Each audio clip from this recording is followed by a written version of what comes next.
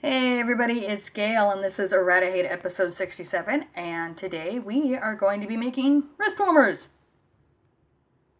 You'll notice this hand is naked. That is because we haven't made the wrist warmer for this hand. I've only made this one because I wanted to make sure that the idea in my head was actually going to come out correctly in 3D. I'm not always great with 3D, so I always like to check when I can kind of make a pair of something. So what's fun about this wrist warmer is that there are no increases or decreases in this entire thing. I set it up so that it fit around the widest part of my hand, and then just worked down, and I put the thumb hole in when I kind of hit the thumb hole part, and then I just kept working down, and then I seamed right up the side. So we're going to be making a rectangle with a hole in it. And a couple of things to consider before you get started. First of all, get a pen and a piece of paper and, keep track of how many stitches across, how many stitches across are you going to get it across the widest part of your hand? How many stitches are you skipping to fit your thumb? How many rows are you going to get to the end of your wrist warmer? Because of course, I've stopped it here because this is where I like mine. You might like yours further up. You might like them shortened. It's all about, wanting it to fit you. A couple of other things to consider. One, where do you want the top of the wrist warmer to hit?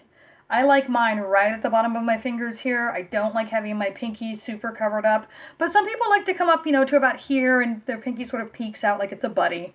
Or they come down to, or they put it on so it starts below the knuckles. And that's going to affect how many rows you're going to work to get down to your thumb.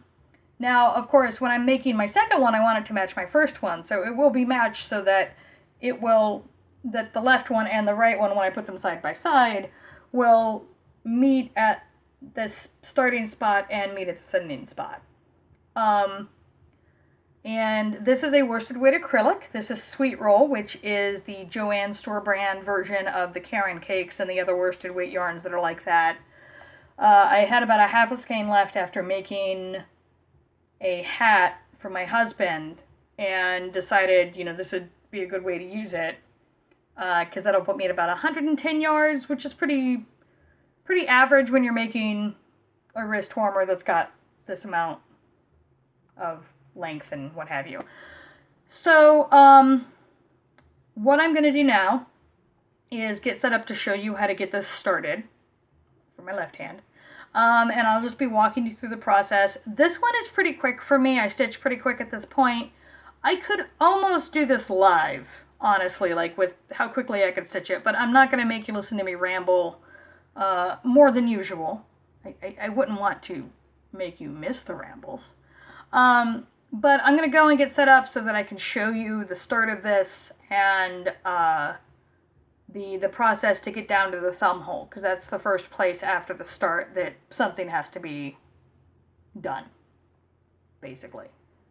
That was terrible wording, but I know you know what I mean. It's episode 67. Hopefully you've been here long enough to know. And if you haven't, this is about as clear as I get on clarity. So, all right, I will see you guys in a minute. All right, hey everybody, I am back, and I have my chain here to start the second hand warmer. I also have my notes that I mentioned earlier. So I'm going to be able to shorthand some of this while I'm working on it, but I'm going to talk about where I can shorthand it so that you can also kind of know where to expect to shorthand it for the second one. So what I've done here is I've chained 26, and when I wrap that around, it is putting it, where I want it at the top of my palm, right under my fingers. Hold on, here we go. That's gonna be easier. Whee! You can see that that's gonna have a good fit. They're touching just a tiny bit. There's a little bit of stretch when I have them touch, but that's what I want. I like to have a snug hand warmer. If you like to have your hand warmer a little looser, when you get it to whatever the chain is where you have sort of that snugger, more snug, let's just say snug. You get that snug fit, go ahead, and I would recommend chaining 3 more. because we're going to work in single crochet, and so that first chain you're going to skip because, you know, it's a single crochet, and then you'll have about a 1/2 inch extra, which will open things up a little more. And if you get to a point where you realize, you know, you actually want it larger, or maybe you do want it snug, go ahead and make a pair anyway, because these are pretty fast to make. That means you'll have a backup emergency gift if you need it. You can donate them. So I really like wrist warmers in general for, like, oh shit, I need to do something for, you know, an office party, or oh hey, I would like to donate stuff. What can I make that's fairly simple, but is very useful, and in that case, you know, wrist warmers. So anyway, now that I have my chain where I want it, what I'm gonna do is stitch down in single crochet until I get to the point where I need to put my thumb hole in. And because I've already made the other wrist warmer, which I showed you in the first part, I know that I need to crochet 10 rows of single crochet. You don't know yet how many rows you need. So, you know, depending on how tall or short you want your wrist warmer, that's going to affect how many rows you're going to have to do to get to your thumb. You know, also you might have larger hands than I do, so even if you want it lower, you might need more rows, or if you want it higher, you're definitely going to need more rows. I have fairly small hands. So my advice is, you know, as you're figuring out how many rows you need,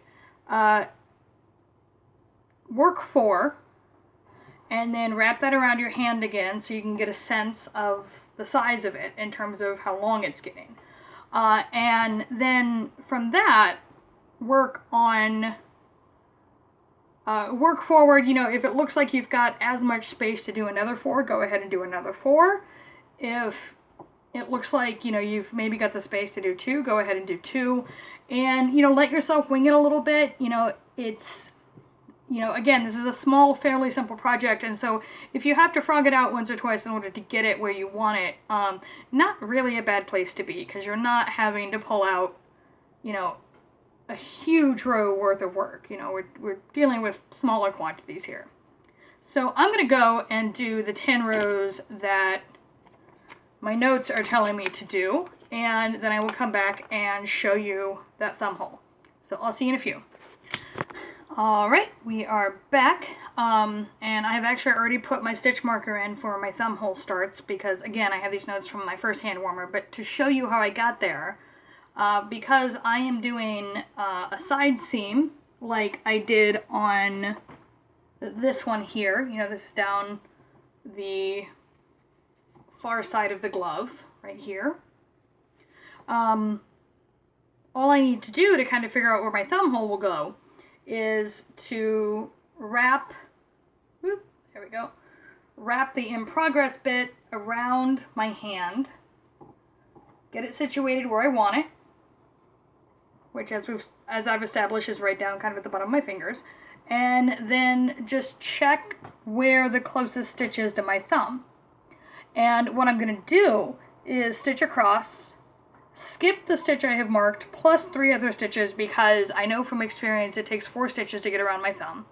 And if you want to kind of check this for yourself, what you want to do after you place that first stitch marker is come over to the other side and note where the other side of your thumb touches. So this is where it starts to touch, and then when I look at it from here, the one that I'm pinching right now is the first stitch where I would want to put it into place again, because that's the first stitch I can grab around my thumb. And so in this case, it's 1, 2, 3, 4, like I said. You know, you might have a slightly wider thumb. You might want a slightly more open hole for your thumb. Like the rest of this, I like it nice and snug in here, so mine is real up there on the base of my thumb. But this is a very easy step to do. So what I'm going to do is I'm going to chain 1, because I'm at the start of the row, and I'm just going to work my way over to the stitch marker. 3, 4, 5, 6,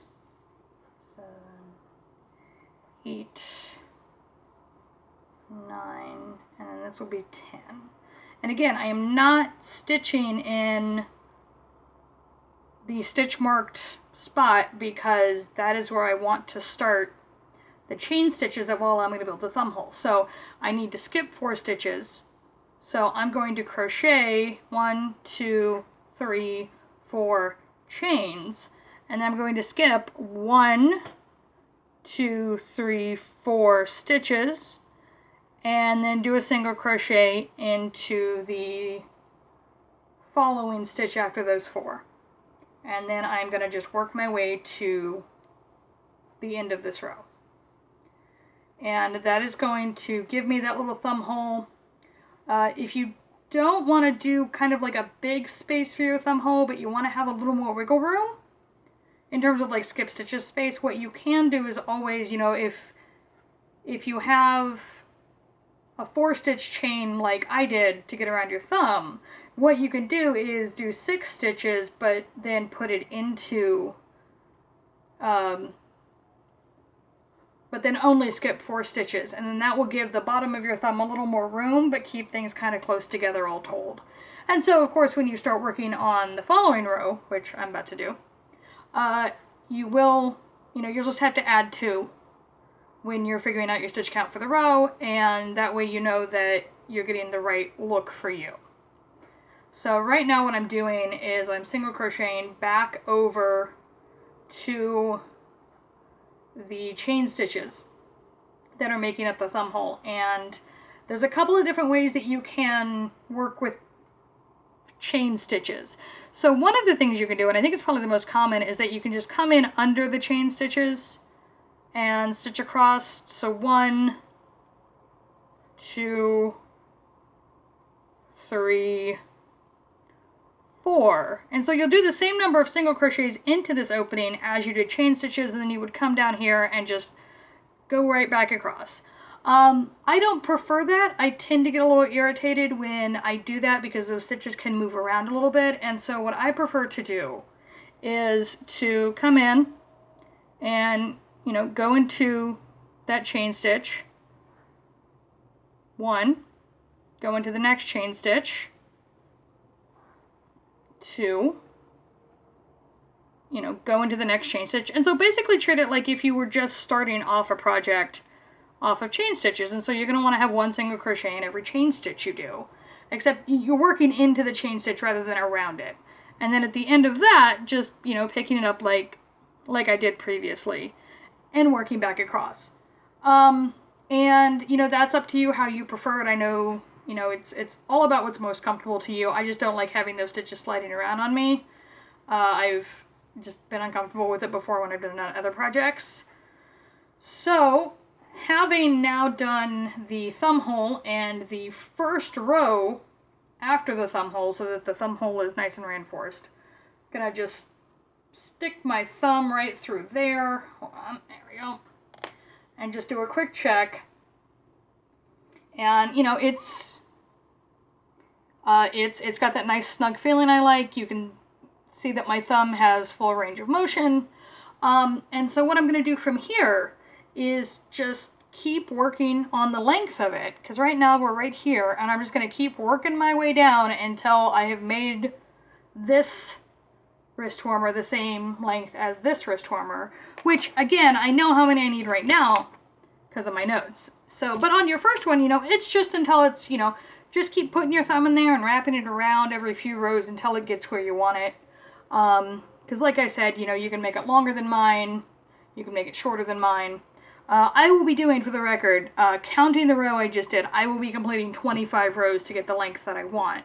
So if my length looks pretty good to you, I would say start out doing about 20 rows. Get it in there, get it tried on, just to see how it's fitting on your arm as well. But 25 will probably do you just fine. And so I'm going to go get those rows done, and I will be back to show you the seaming. It's not tricky. It's tricky for me because I have some issues with like spatial relationships. So I might put a little more detail in there than you actually need. But in case you also have issues with spatial relationships, I definitely want you to understand how I have to think about this. So I will see you in a bit. So I lost it, Yarn Chicken, noticeably so. But we're gonna call it color blocking because then it's cool, right? So I was using about half a skein of Sweet Roll, which I mentioned, which is the Joann's store brand for like a cake roll, and I think it's 220 yards a skein. So I'm not 100% sure because I lost the label. I guess I could look it up. I'll be right back. I'm gonna look it up. I was super close. It's 245 yards. And I used approximately half of it to make a hat, and then I was using the other half to make these, and clearly I ran out of space. So let's call it 120 yards of Sweet Roll with probably...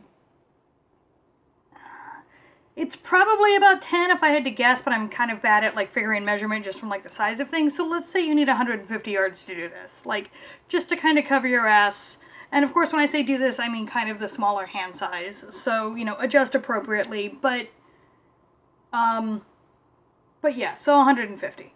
Anyway, all of that aside, I have finished the rectangle. And now, of course, we get to turn it into the oval. And to do that, what we're going to do, we're just going to fold it over like a sandwich. Now, the thing about this that I wanted to warn you about, because I mentioned I had this warning about this, is that I am actually kind of terrible at figuring out which side things should be on if I need them inside out to, you know, seam them or whatever. And with hand stuff, it's a little easier because if the thumb is supposed to be on this side, that means when I fold it so that it's inside out, the thumb is on the other side. The thumb hole is right here. And so then I just need to seam it like this. And you'll notice, by the way, here's my join when I put that other yarn on. And it is on, you know, this is the inside of it, and so this will be tucked in on the inside. But I do always have to stop and think about, you know, okay, if my thumb is here when I'm making something and I have to turn it inside out to like seam it, the thumb hole needs to be over here when I get started. I don't know if you remember those, if you did those standardized tests in like junior high, this might only be like a United States thing, but one of the things you had to do was like they showed you a cube that had basically been cut open and then one side was shaded and you had to say how the cube was going to end up when you would fold it. And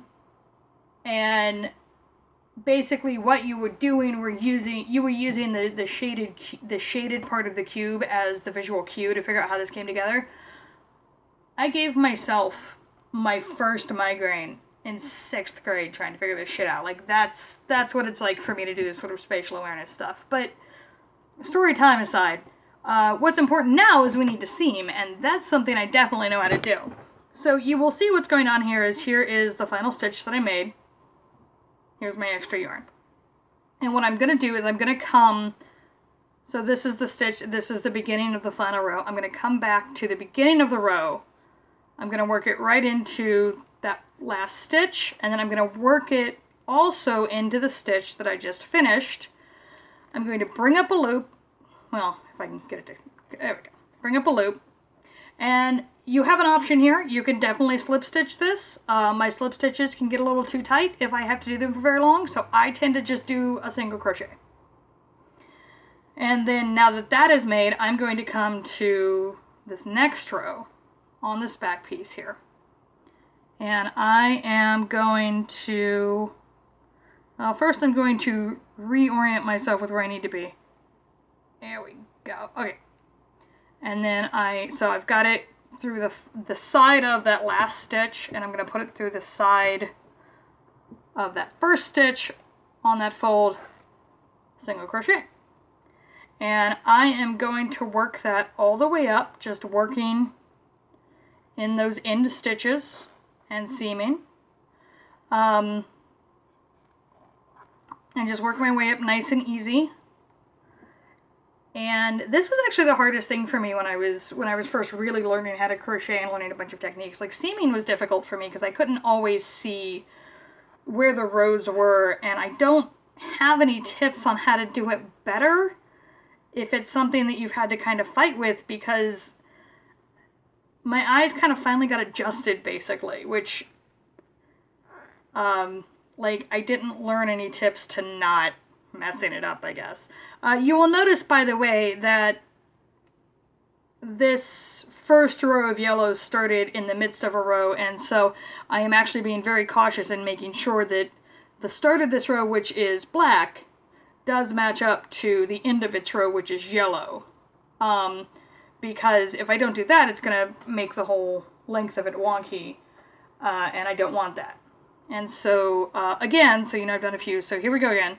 Here is the end of the row, and here I am lining it up with the first of the row, and I'm just going to, you know, do a single crochet.